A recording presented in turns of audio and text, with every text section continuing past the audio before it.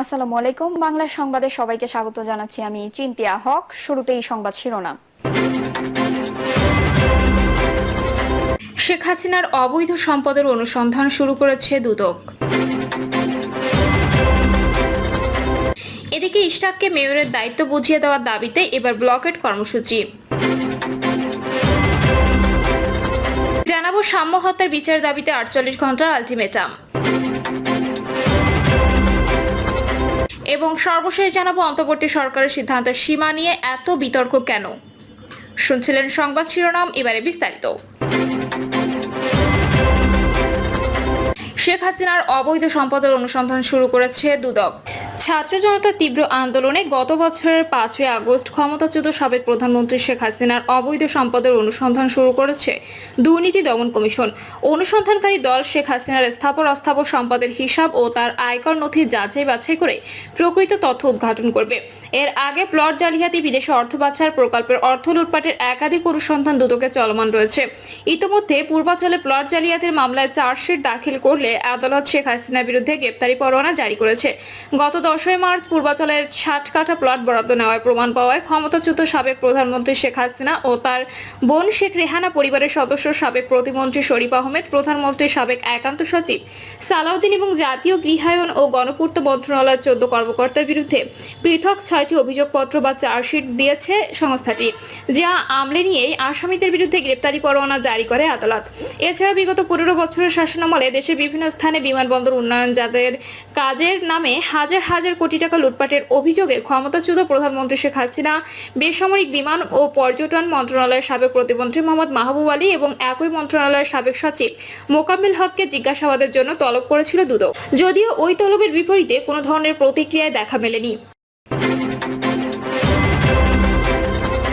ইশরাককে মেয়রের দায়িত্ব বুঝিয়ে দেওয়ার দাবিতে এবার ব্লকের কর্মসূচি। ঢাকা দক্ষিণ সিটি কর্পোরেশনের মেয়র হিসেবে বিএনপি নেতা ইশরাক হোসেনকে দায়িত্ব বুঝিয়ে দেওয়ার দাবিতে ব্লকের কর্মসূচি ঘোষণা করেছে তার সমর্থকেরা। তিনি বলেন, সোমবার সকাল 11টা থেকে নগর ভবন ব্লকেড ও এর আশপাশ এলাকায় ব্লকেড কর্মসূচি শুরু হবে। বিকাল 3টা পর্যন্ত নগর ভবনের সামনে এই কর্মসূচি চলবে। এদিকে রোববার সকাল 9টা থেকে নগর ভবনের সামনে ছোট ছোট মিছিল নিয়ে আসেন ইশরাক সমর্থকরা। তারা নগর ভবনের ফটোগুলো অবস্থান নিয়েছেন, ভেতরের বিভিন্ন ফটোকে ঝুলিয়েছেন তালা। এতে নগর সংস্থার কার্যক্রম স্থবির হয়ে পড়েছে। তারপর নগর ভবনের সামনে থেকে একটি বিক্ষোভ মিছিল করেন আন্দোলনকারীরা। মিছিলটি নগর ভবনের সামনে থেকে শুরু করে গোলাপ শাহ মাজার হয়ে গুলিস্তান প্রেস ক্লাব, শিক্ষা ভবন প্রদক্ষিণ করে আবার নগর ভবনের সামনে আসে। নগর ভবনের প্রধান ফটক ও সামনের সড়কে অবস্থান নেওয়া আন্দোলনকারীরা বিভিন্ন স্লোগান দিয়ে নিজেদের দাবির কথা তুলে ধরেন। এর মধ্যে রয়েছে শপথ শপথ শপথ চাই, ইশরাক ভাইয়ের শপথ চাই, শপথ নিয়ে টালবাহানা চলবে না চলবে না, অবিলম্বে ইশরাক হোসেনের শপথ চাই, দিতে হবে, জনতার মেয়র ইশরাক ভাই, অন্য কোনো মেয়র নাই প্রভৃতি। তারা ইশরাক হোসেনকে মেয়রের দায়িত্ব বুঝিয়ে দেওয়ার দাবি যেমন জানাচ্ছেন, তেমনই স্থানীয় সরকার উপদেষ্টা আসিফ মাহমুদ সজীব ভুইয়ার বিরুদ্ধে দিচ্ছেন নানা স্লোগান। ঢাকার গেন্ডারিয়া থেকে আসা যুবদল কর্মী মহিউদ্দিন আহমেদ বলেন, ইশরাক হোসেনকে মেয়রের দায়িত্ব বুঝিয়ে দিতে টালবাহানা করছে সরকার, আর এতে নেতৃত্ব দিচ্ছে উপদেষ্টা আসিফ। দাবি আদায় না হওয়া পর্যন্ত আমরা আন্দোলন চালিয়ে যাব। পুরান ঢাকা টিকাতুলি থেকে আসা সৈকত পাল বলেন, মেয়র ঘোষণা করে গেজেট পাশ হয়েছে, শপথ কেন পড়ানো হচ্ছে না? অনতিবিলম্বে তাকে মেয়রের দায়িত্ব বুঝিয়ে না দেওয়া পর্যন্ত আমরা কর্মসূচি চালিয়ে যাব।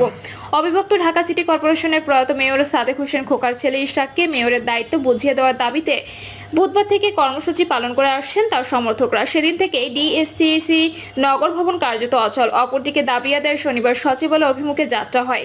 এই কর্মসূচির পর স্থানীয় সরকার মন্ত্রণালয়ের উপদেষ্টা আসিফ মাহমুদ সজীব ভুইয়াকে অবাঞ্ছিত ঘোষণা করেন ইশরাকের সমর্থকরা। ডিসেম্বরে সচিবালয়ে অগ্নিকাণ্ডের ঘটনায় ক্ষতিগ্রস্ত হওয়ার পর থেকে স্থানীয় সরকার, পল্লী উন্নয়ন ও সমবায় মন্ত্রণালয়ের দাপ্তরিক কাজ চলছে ঢাকা দক্ষিণ সিটি ভবনে। নিজেকে ডিএসসিসি মেয়র হিসেবে শপথ পড়ানোর প্রয়োজনীয় ব্যবস্থা নিতে শনিবার স্থানীয় সরকার বিভাগে চিঠিও দেন ইশরাক হোসেন। এরপর সন্ধ্যায় ডাকেন সংবাদ সম্মেলন। এক সাংবাদিক ইশরাকের কাছে জানতে চান, স্থানীয় সরকার উপদেষ্টার সঙ্গে তার কোনো বিরোধ আছে কিনা। জবাবে তিনি বলেন, স্থানীয় সরকার উপদেষ্টা বা অন্য কোনো উপদেষ্টার সঙ্গে আমার কোনো ব্যক্তিগত বিরোধ নেই, ব্যক্তিগত সম্পর্ক নেই। এদিকে অবস্থান কর্মসূচির কারণে সকাল থেকে ঢাকা দক্ষিণ সিটি কর্পোরেশনের কর্মকর্তা কর্মচারীরা ভেতরে যেতে পারছেন না। ডিএসসিসির হিসাব শাখার এক কর্মকর্তা সকালে বলেন, আন্দোলনের কারণে আমাদের অফিস বন্ধ।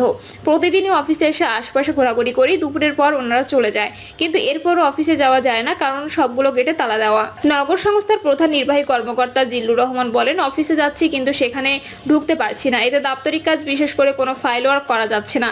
এই কারণে আমরা সাইটগুলো ভিজিট করছি, উন্নয়নমূলক কাজগুলো সরজমিনে দেখছি।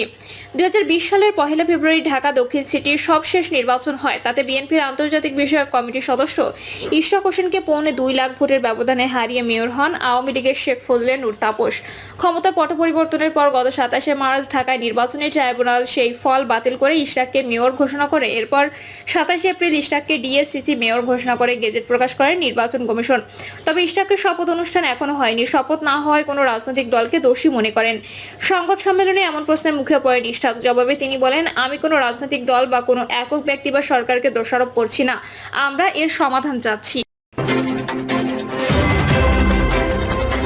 সাম্য হত্যার বিচার দাবিতে 48 ঘন্টার আলটিমেটাম। ঢাকা বিশ্ববিদ্যালয়ের শিক্ষার্থী ও স্যার এফ রহমান হল শাখা ছাত্রদলের সাহিত্য প্রকাশনা সম্পাদক শাহরিয়ার আলম সাম্যর হত্যার বিচার দাবিতে 48 ঘন্টার আলটিমেটাম দিয়েছে শিক্ষক সংগঠন সাদা দল। মানববন্ধনে সাদা দলের আহ্বায়ক অধ্যাপক ডক্টর মোর্শেদ হাসান খান বলেন, সাম্য মারা যায়নি, হত্যা করা হয়েছে। 5 দিন হয়ে গেলে প্রকৃত খুনিকে বের করা যায়নি। আমরা বিশ্ববিদ্যালয় প্রশাসন ও স্বরাষ্ট্র মন্ত্রণালয়ের কাছে জোরালো দাবি জানাচ্ছি, আগামী 48 ঘন্টার মধ্যে প্রকৃত খুনিকে বের করতে হবে, অন্যথায় আমরা আরো কঠোর আন্দোলনে যাব। ডক্টর মোর্শেদ হাসান খান বলেন, আমরা কোনো ব্যক্তি স্বার্থে কাজ করব না। সাম্য হত্যার মোটিভকে অন্যদিকে ডাইভার্ট করতে চাচ্ছে একটি গ্রুপ। আগে সাম্য হত্যার বিচার হবে, তারপর আমরা অন্য আলাপ করব। 2 মাস আগে প্রাইভেট বিশ্ববিদ্যালয়ের একজন ছাত্রকে হত্যা করা হয়েছে, সেই হত্যারও বিচার হয়নি। ঢাকা বিশ্ববিদ্যালয়ের অনেক হত্যা হয়েছে, বিচার হয়নি। তিনি বলেন, সরকার সংস্কারের কথা বলছে অথচ নিরাপত্তা নিশ্চিত করতে পারছে না। সাম্য হত্যার বিচার শুরু না হলে আমরা রাজপথে নামতে বাধ্য হব। মানববন্ধনে বাংলাদেশ উন্মুক্ত বিশ্ববিদ্যালয়ের উপাচার্য অধ্যাপক ডক্টর এবিএম ওবায়দুল ইসলাম বলেন, একজন শিক্ষকের কাছে শিক্ষার্থীর লাশ অনেক ভারী, অনেক কষ্টদায়ক। আমাদের ক্যাম্পাস কি আদৌ নিরাপদ? আমরা একটি নিরাপদ ক্যাম্পাসের দাবি জানাই, যেখানে আর কোনো শিক্ষার্থীকে প্রাণ দিতে না হয়। তিনি বলেন, জাতি হিসেবে আমি লজ্জিত, আমার যে ভূমিকা সেটা আমি পালন করতে পারিনি। নাগরিক হিসেবে আমার যে দায়িত্ব সেটা আমি পালন করতে পারছি না। গত 13 মে ঢাকা বিশ্ববিদ্যালয়ের স্যার এফ রহমান হল শাখা ছাত্রদলের সাহিত্য প্রকাশনা সম্পাদক শাহরিয়ার আলম সাম্য দুর্বৃত্তের ছুরিকাঘাতে নিহত হন। অন্তর্বর্তী সরকারের সিদ্ধান্তের সীমা নিয়ে এত বিতর্ক কেন? দেশের নানা সংস্কারের ক্ষেত্রে ঐক্যমত্য কমিশন বিভিন্ন রাজনৈতিক দলের সঙ্গে আলোচনা করলেও গুরুত্বপূর্ণ রাষ্ট্রীয় বেশ কিছু ব্যাপারে এককভাবে সিদ্ধান্ত নেওয়ার অভিযোগ উঠেছে অন্তর্বর্তী সরকারের বিরুদ্ধে। সম্প্রতি রাখাইনে মানবিক করিডোর, চট্টগ্রাম বন্দর, বিদেশিদের ব্যবস্থাপনায় দেওয়া IMF এর ঋণের জন্য NBR বিলুপ্ত করা সহ অন্তর্বর্তী সরকারের আরও কিছু সিদ্ধান্ত নিয়ে প্রশ্ন উঠেছে বিভিন্ন মহলে। শুধু তাই নয়, প্রশ্ন উঠেছে অন্তর্বর্তী সরকারের ম্যান্ডেট কতটুকু, সংস্কার ও নির্বাচনের বাইরে কি সিদ্ধান্ত নিতে পারে। করিডোর বন্দর নিয়ে এরই মধ্যে রাজপথে প্রতিবাদ কর্মসূচি দিয়েছে কিছু রাজনৈতিক দল। বিনিয়োগের পরিবেশ নিয়ে সভাঘর অন্তর্বর্তী সরকারের কাজ না, এমন মন্তব্য করে বাংলাদেশ বিনিয়োগ উন্নয়ন কর্তৃপক্ষের মত বিনিময় সভায় যাননি বিএনপি। এছাড়াও আলোচনায় আছে কাতারকে বাংলাদেশের সামরিক সরঞ্জাম তৈরির কারখানা স্থাপনের অনুমতি দেওয়া। সেন্ট মার্টিন নিয়ে কি হচ্ছে তা নিয়ে প্রশ্ন উঠেছে অনেক আগেই। প্রতিটা ক্ষেত্রে সরকারের নিজস্ব ব্যাখ্যা থাকলেও নানা রাজনৈতিক দল এসব ব্যাখ্যা মানতে নারাজ। এপ্রিলের সেই দিকে প্রধান উপদেষ্টার কাতার সফরের সময় তার প্রেস সচিব শফিকুল আলম জানিয়েছেন, কাতারকে বাংলাদেশের প্রতিরক্ষা শিল্পে বিনিয়োগের আহ্বান জানিয়েছেন প্রধান উপদেষ্টা। এজন্য কাতারকে আলাদা একটি অর্থনৈতিক অঞ্চল গড়ে দেওয়ার ঘোষণা দিয়েছে অন্তর্বর্তী সরকার। বেশ কয়েকটি রাজনৈতিক দল এরই মধ্যে অন্তর্বর্তী সরকারের এই সব কাজের ম্যান্ডেট নিয়ে প্রশ্ন তুলেছে। বাংলাদেশ অর্থনীতি সমিতির সাবেক সাধারণ সম্পাদক অধ্যাপক আইনুল ইসলাম মনে করেন, এই সরকার চাইলে সবকিছু করতে পারে না। অধ্যাপক আইনুল বাংলাদেশের বর্তমান অন্তর্বর্তী সরকারকে তত্ত্বাবধায়ক সরকার ব্যবস্থার সঙ্গে তুলনা করেন। তিনি মনে করেন, তত্ত্বাবধায়ক সরকার রুটিন ওয়ার্ক করে, তাদের প্রধান কাজ হলো নির্বাচন। এই সরকার একটি বিশেষ পরিস্থিতি সরকার, এটা আমরা সবাই জানি। তারপরও তাদের নির্বাচনকে কেন্দ্র করেই এগিয়ে যাওয়া উচিত। প্রধান উপদেষ্টা প্রেস সচিব শফিকুল আলম তত্ত্বাবধায়ক সরকারের সঙ্গে অন্তর্বর্তী সরকারের সঙ্গে তুলনার ব্যাপারে একমত নন। তিনি ডয়চে ভেলেকে বলেন, প্রত্যেকটা বিষয়ে এই সরকারের ম্যান্ডেট আছে, আপনাকে বুঝতে হবে এটা গণঅভ্যুত্থানের সরকার, এটা আগের তত্ত্বাবধায়ক সরকারের মতো না। প্রত্যেকটা বিষয়ে অন্তর্বর্তী সরকারের ম্যান্ডেট আছে। প্রিয় দর্শক, এই ছিল এখনকার সর্বশেষ সংবাদ। আপডেট সব সংবাদ পেতে চ্যানেলটি সাবস্ক্রাইব করে বেল আইকনটি ক্লিক করে রাখুন।